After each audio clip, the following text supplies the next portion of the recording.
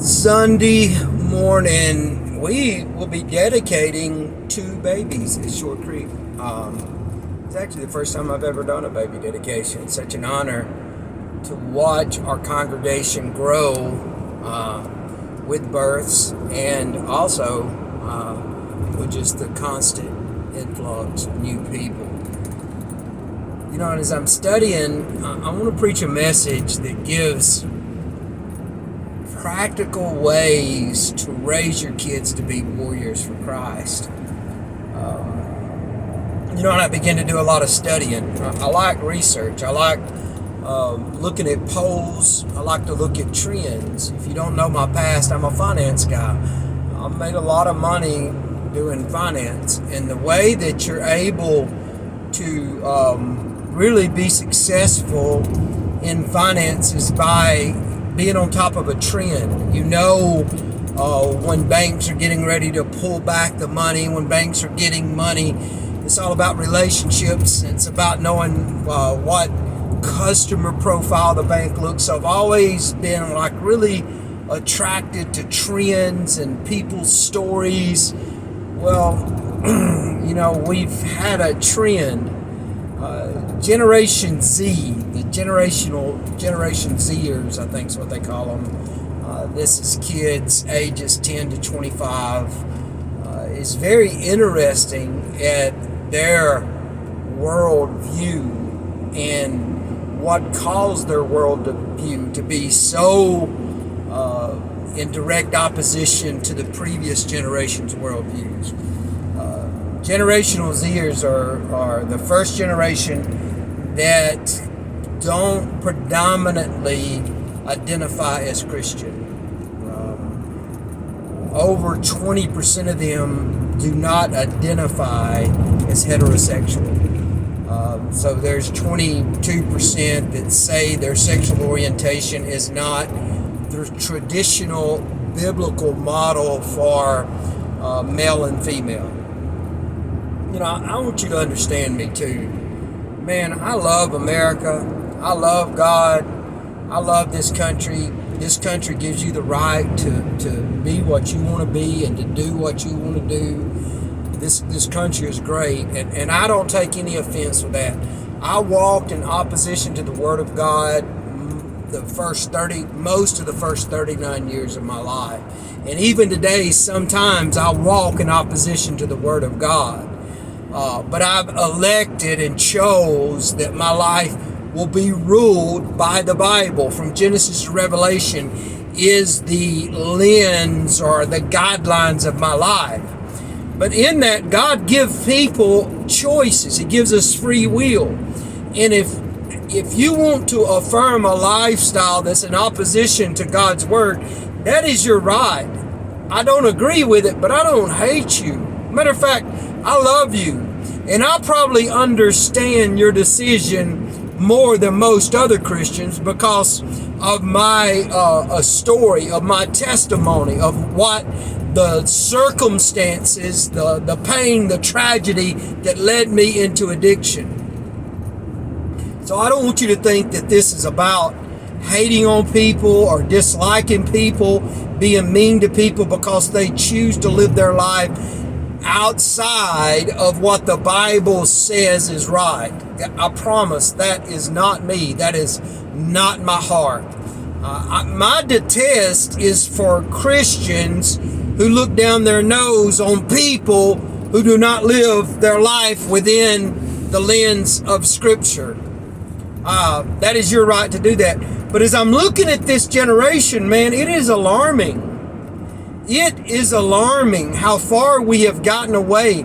This nation, and I know the forefathers, most of them were not Christian. I mean, if you really do the study, you know, we're built on pagan principles. We're built on a Roman Greco government, a pagan government, you know, and I'm not going to get into all that. I love my country. God gives me the right to choose. He gives you the right to choose. But the laws instituted were based on God's Word. The instituted laws in our nation are based on God's Word. And Actually, it even goes further than that, because us being created in the image and the likeness of God, those laws to some extent are born in our DNA. We are born knowing right from wrong. We're born knowing how to lie. We're born knowing how to hate. We're born knowing how to be jealous and bitter and envious and coveting. We're born knowing how to do those things.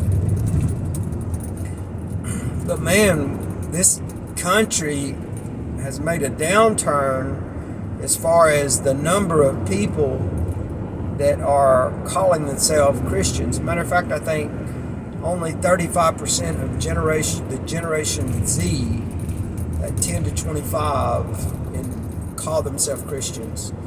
They polled 15,394 people from 18 to 25, or 18 to 23 a few years ago. Now, Generational Z extends beyond that, but 18 to 23 was a good portion to pull from. 15.9% said they were their sexual orientation was different than heterosexual. There was some that didn't respond at all, but only 78 point something percent emphatically said they were heterosexual. You know, if you're like me and you believe the Word of God, you know that God created man and woman. And if you believe the Bible from Leviticus to Romans, Romans the first chapter, you know that certain lifestyles are sinful and they carry a consequence. What happened? Why are so many kids not affiliating? Why are so many kids not saying they're Christian? Why are so many kids identifying as something other than heterosexual? I mean, the stats are solid. They're true. We stopped taking our kids to church. And it directly correlates. Now, I'm not saying church raises Christian kids. Christian men and women raise Christian kids emphatically. But Christianity is based on fellowship one with another, to encourage, to uplift, to bring each other together. If your kids are going to have a chance in this life to make it to heaven, you really need to get them into a Bible-believing church.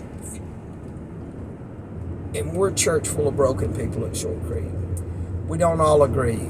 We got 5-point Calvinists. We even have some Roman Catholics. We have Methodists.